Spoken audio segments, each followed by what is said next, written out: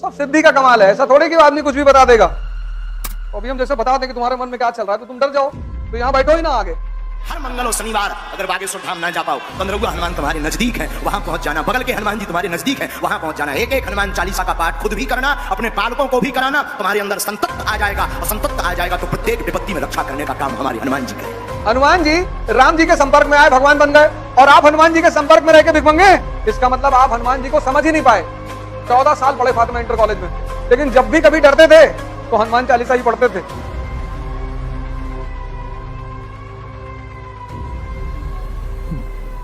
जय हिंद फ्रेंड्स।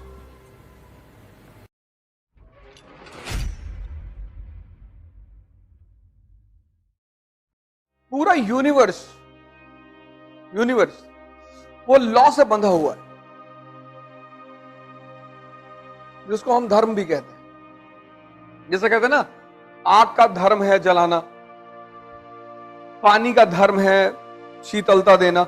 ऐसे सब चीजें धर्म से बंधी हुई हैं। ये एकमात्र बीइंग है जिसको धर्म से बांधना पड़ता है। नहीं समझे? सब अपने आप धर्म से बंधे हुए हैं। सब जानवर, पेड़, पक्षी, सब कुछ धर्म से बंधा हुआ है। वो अपना लॉ नहीं तोड़ते। जैसे शेर जो है वो भौंकेगा नहीं, लेकिन आदमी देखो मिमिक्री करता है। भौंकेगा भी, दहाड़ेगा भी, चिघाड़ेगा भी, सारी बोलियां निकालेगा, और जितनी अच्छी बोली निकालेगा लोग उतना ताली बजाएंगे। तो चूंकि ये धर्म को तोड़ता है, इसलिए परेशान बहुत होता है, बहुत बहुत परेशान होता है। तो भारत की कल्चर में एक वर्ड पैदा हुआ, द्विज। बड़ा प्यारा वर्ड है ये, द्विज।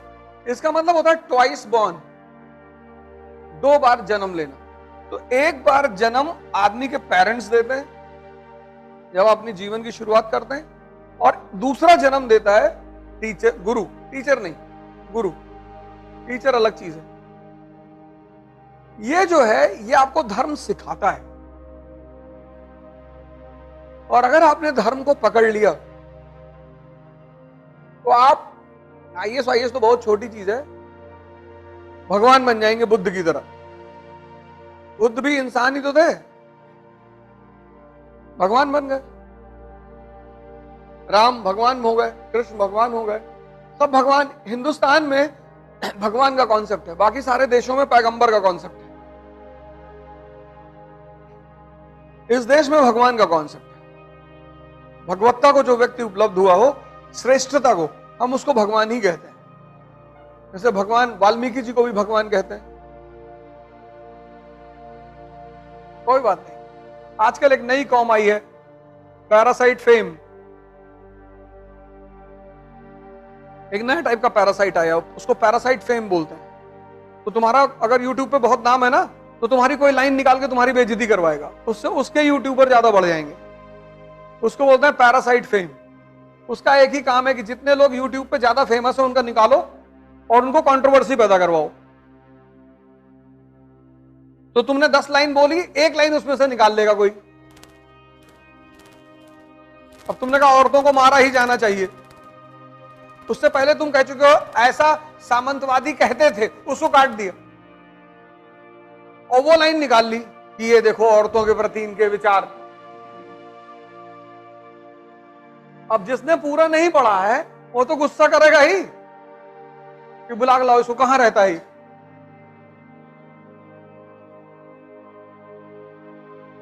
ऐसे लोगों को कहते हैं पैरासाइट फेम। सबके बारे में वो बेचारे एक बाबा जी हैं धीरेन्द्र शास्त्री, उनको टारगेट करते रहते हैं। सब सिद्धि का कमाल है। ऐसा थोड़े कि आदमी कुछ भी बता देगा। सब सिद्धियां हैं, वो सब साधना की देन है, पूजा की गई है। किसी को पता करिए झूठ बोलते हुए कोई तुमसे आके कहा? हाँ? पत्रकार को बता दिया कि तुम किस लिए आए हो। एक्चुअली ये सब हैं, सब सिद्धियां हैं बेसिकली। लेकिन बुद्ध ने सिद्धियों का प्रदर्शन नहीं किया। अध्यात्म की दुनिया में इसके प्रदर्शन को अच्छा नहीं मानते। शक्ति दिखाकर किसी को अगर तुमने प्रभावित किया तो क्या प्रभावित? तो जो अध्यात्म की दुनिया है वहां इसको अच्छा नहीं मानते, लेकिन ठीक है, सिद्धियां हैं।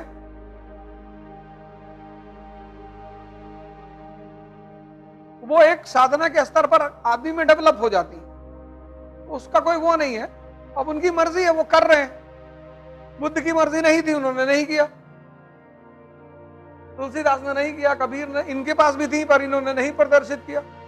इन्होंने कहा भैया हमको नहीं दिखाना है अपनी ताकत, तुम मानो या ना मानो। जैसे शैतान ने ईसा मसीह से आके कहा कि तुम भगवान के बेटे हो, उन्होंने कहा हाँ। कहा तो इस पहाड़ से कूद के दिखाओ, अगर तुम भगवान के बेटे हो तो नीचे भगवान खड़ा होकर तुमको बचा लेगा। तो उन्होंने कहा जाहिल, मैं अपने पिता की परीक्षा ही क्यों लूं, जब मुझे पता है कि ऊपर से कूद के आदमी मर जाता है तो मैं क्यों कूदूं। अब तुमने कल कह दिया मैं भगवान हूं, किसी ने तुमसे कहा आग में घुस के दिखाओ, काहे दिखाए? नहीं घुसेंगे, तुम मानो या ना मानो। तो बहुत सारे जो जागृत लोग होते हैं वो अपनी सिद्धियों का प्रदर्शन नहीं करते। कुछ लोग कर देते हैं, बड़ा सम्मान मिलता है।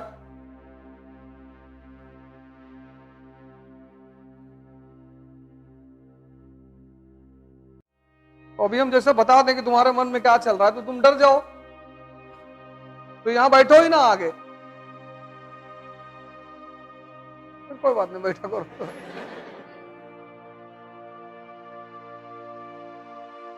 अभी लखनऊ में समारोह हुआ बुद्धिस्टों का, और 22 प्रतिज्ञा दिलाई गई कि हम राम और कृष्ण को भगवान नहीं मानेंगे, हम ब्रह्मा विष्णु महेश को भगवान नहीं। अच्छी बात है, वो सब कोई बुरी बात थोड़ी है, ये तो श्रद्धा की बात है, जबरदस्ती थोड़ी मनवाओगे किसी से। कोई बात नहीं, उनका मन नहीं है, ना माने क्यों? अच्छा, वो नहीं मानेंगे, उसके पीछे जो वो तर्क देते हैं वो बड़ा प्यारा देते हैं। कहते हैं हम सरस्वती की पूजा क्यों करें? सरस्वती ने कोई यूनिवर्सिटी खोली है?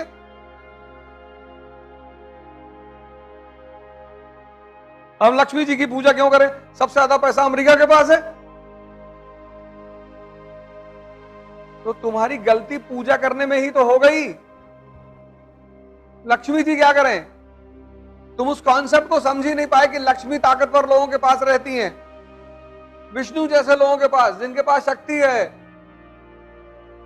तो तुमने शक्ति तो पैदा किया ही नहीं, और चाहते हो लक्ष्मी, तो बिना शक्ति के बुद्ध के पास रहोगे तो भी पैसा नहीं मिलेगा। थाईलैंड में है तो बुद्धिस्ट दुनिया के सबसे अमीर हैं। जब तर्क दो तो अच्छा दो। से मेरी कभी मुलाकात इन लोगों से हो या आपकी हो तो उनसे कहो कि बुद्ध की पूजा करो ध्यान करने के लिए, ये सब मत कहो लक्ष्मी ने पैसा नहीं दिया, सरस्वती ने विद्या नहीं दी। अच्छा तर्क दो, बढ़िया तर्क दो कि हम बुद्ध की तरफ जा रहे हैं, क्यों? हमें ध्यान करना है, हमको ताकतवर बनना है, तो सुन के भी अच्छा लगे।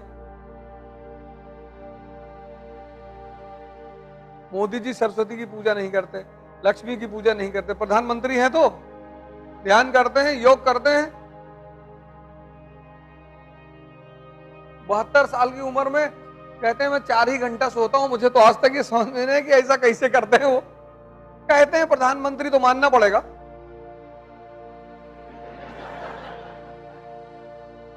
अभी मना कर दो तो ईडी उडी का छापा पड़ जाए में। आज हमारे बड़े भाई बहन कह रहे हैं हम हिंदू धर्म में नहीं रहेंगे, हम बुद्धिस्ट होने जा रहे हैं। अच्छी बात है, आप स्वतंत्र भारत के नागरिक हैं, आप कुछ भी हो जाए। लेकिन श्रीलंका भी तो बुद्धिस्ट देश है, वहां कौन सब BMW और मर्सिडीज से चलते हैं?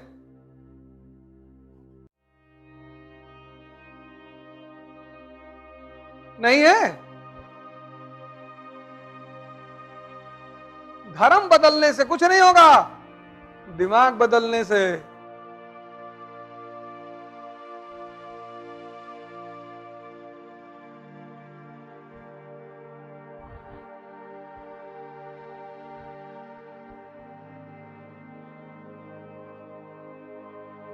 दिमाग बदलना पड़ेगा, सोचने का तरीका बदलना पड़ेगा, तब जीवन में परिवर्तन आएगा। धर्म, मैंने कहा ना, आप हनुमान जी की पूजा कर रहे हैं, अब आप कानपुर का सांसद आपका दोस्त है और खास आप सुबह शाम उसके यहां चाय पीते हैं और आप भीख मांगते हैं, संभव है?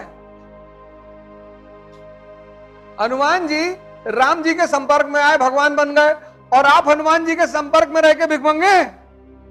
इसका मतलब आप हनुमान जी को समझ ही नहीं पाए। हनुमान जी किसके सूचक हैं? ध्यान के। उनका हमेशा चित्त कहां लगा हुआ है? चेतना पे। सीता जी ने मोती की माला निकाल के दी, मोती कूच के देखने लगे। सीता जी ने पूछा ये क्या कर रहे हो? बोले राम को ढूंढ रहा हूं। चेतना को। और जिसमें चेतना नहीं है उसको पास में रखने की क्या जरूरत है? फेंक दो, तब वो भगवान है।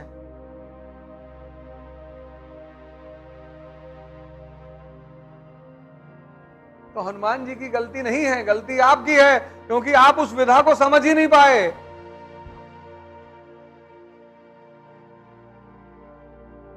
बुद्ध को अपनाने से कुछ नहीं होगा, ध्यान अपनाने से।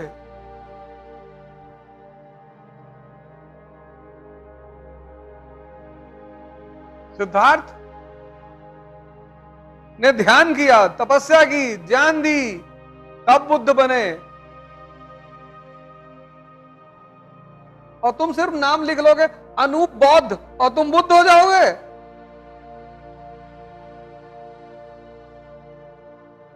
तो चाहे हनुमान जी के साथ रहो और चाहे बुद्ध के साथ, दोनों को समझना पड़ेगा, तब तुम्हारा उत्थान होगा। नहीं? अब इस्लाम, हिंदुइज्म, क्रिश्चियनिटी, जब सबका उद्देश्य एक है, तो तुम्हारा नाम चाहे श्यामलाल हो, चाहे शमशुद्दीन और चाहे सैमुअल, उससे कोई फर्क नहीं पड़ता। फर्क तब पड़ता है जब धर्म तुम्हारे विकास के बजाय बाधक बन जाए।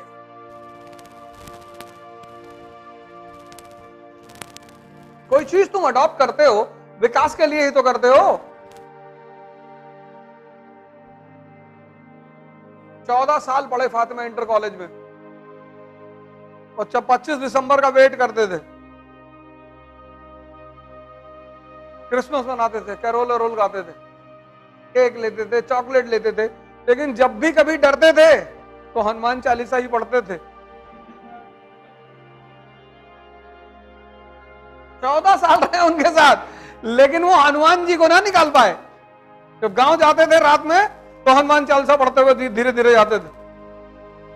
वहां कभी नहीं कहा ओ जीसस मैंने, हाँ ना से रोग हर सब पीरा जब निरंतर आनंद दीरा।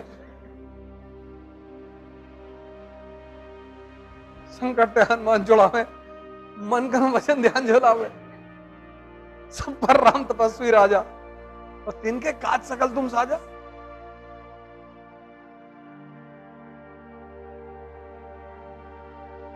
देखो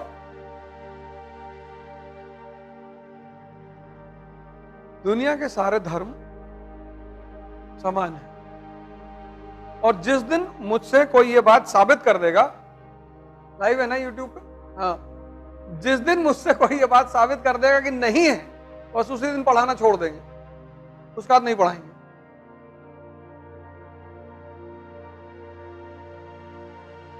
इस दुनिया के सारे धर्म समान है। धर्म मानने वाले नहीं, एक से एक बेवकूफ मानने वाले।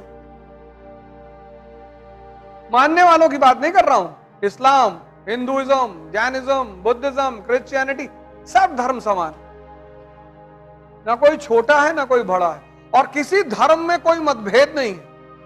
मतभेद सिर्फ मानने वालों में है। एग्जाम्पल, मतभेद क्यों है? चंदन क्यों लगाए हो? किसको? सुषुम्ना को? नाड़ी यहां कहां है? नाड़ी तो यहां है, यहां कहां नाड़ी ले आए? और मतलब हमें को बता रहे हो कि नाड़ी यहां, नाड़ी ठंडा कर रहे हो। बोले तो इतने ताव में जैसे लग रहा है कि सातों चक्र को शोधन करके बैठे हो। अब इनकी गलती नहीं है, इन्होंने बहुत अच्छा किया चंदन लगाया। ये चंदन इसीलिए लगाया जाता है, इसका बड़ा महत्व है।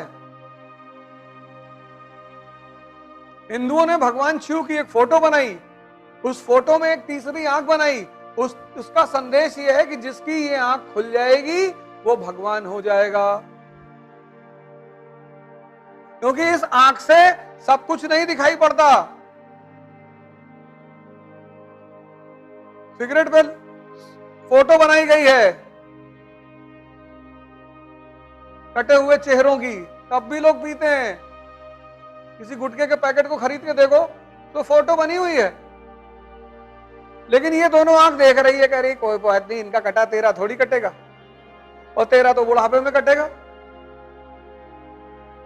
ये आंख, ये जिसकी ये आंख खुल गई उसकी सोचने की क्षमता का इतना विकास होता है।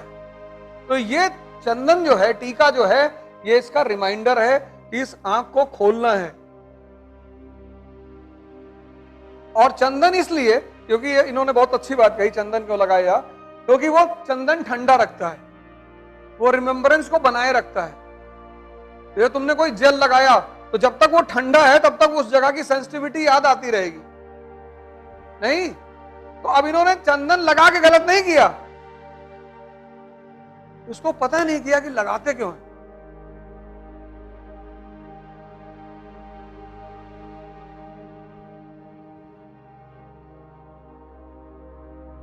इसीलिए धर्म के मानने वालों में मतभेद है, जानते ही नहीं अपने धर्म के बारे में, है बहुत धार्मिक, दाढ़ी रखा है यार,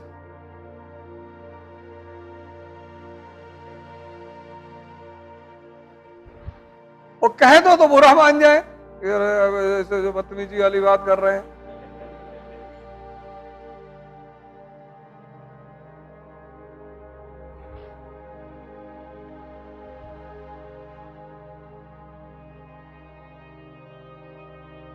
नहीं, धर्म में कोई मतभेद नहीं, किसी धर्म। धर्म बहुत बड़ी चीज है।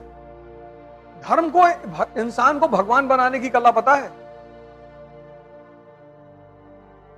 जिसको धर्म समझ में आ गया उसको समझ लो पूरी दुनिया समझ में आ गई। इतनी बड़ी चीज है धर्म।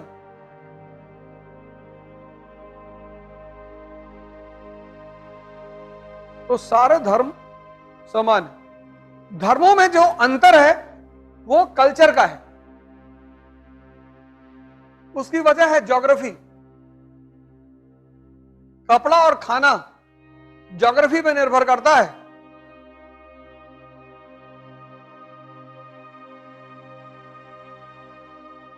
सारा डेजर्ट में टाई लगाओगे?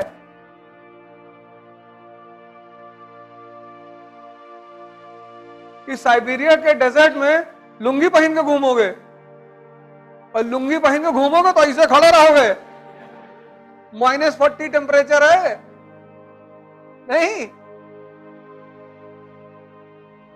ना तुम साइबेरिया में टाई लगा सकते हो सहारा में, और ना तुम साइबेरिया में लुंगी पहन सकते हो। चाहे जितना बड़ा मुसलमान होगा उसको साइबेरिया में ओवरकोट पहनना ही पड़ेगा, कैप लगाना पड़ेगा, और मौका मिले तो 40 ml लेना भी पड़ेगा कि बॉडी का टेम्परेचर बना रहे। अरे झूठ कह रहे हैं?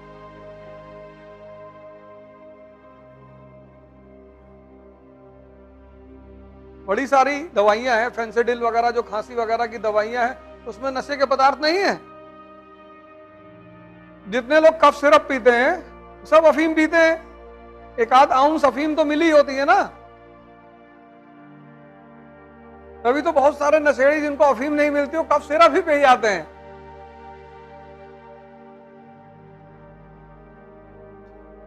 किसी भी धर्म, इसलिए इतनी बात बोली मैंने कि यार देखो तुम लोग आईएएस की तैयारी कर रहे हो, तुम्हारी जो जानकारी होनी चाहिए वो स्पष्ट होनी चाहिए। तुम चुनाव लड़ रहे हो बाहर, तब किसी धर्म के विरोध में बोल रहे हो, वो अलग बात है।